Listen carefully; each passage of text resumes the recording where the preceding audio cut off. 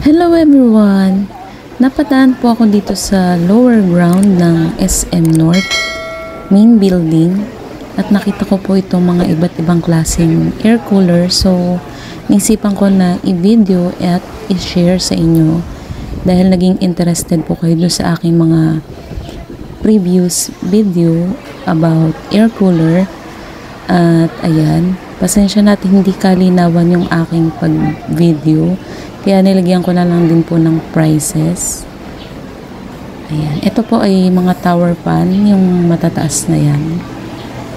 At ito naman yung mga air cooler. Pasensya na, hindi ko na po na isa-isa kung anong watts po iyan. So, para lang po magkaroon kayo ng idea about sa mga nakadisplay sa mall na mga air cooler. Ayan.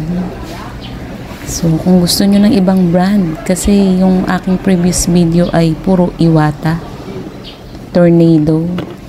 Ayan, ito po iba't ibang klase. Merong Hanabishi, Dowel, may Asahi. Yung Asahi, ang ganda niya. Ito, ayan. Tapos, discounted pa siya. Ito, pasensya na, hindi ko na nakuha yung price niya.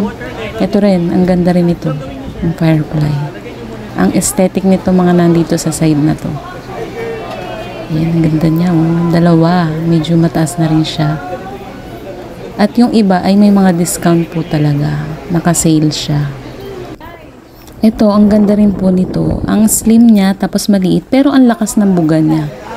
Ito, tower fan din. And thank you for watching po. Please subscribe.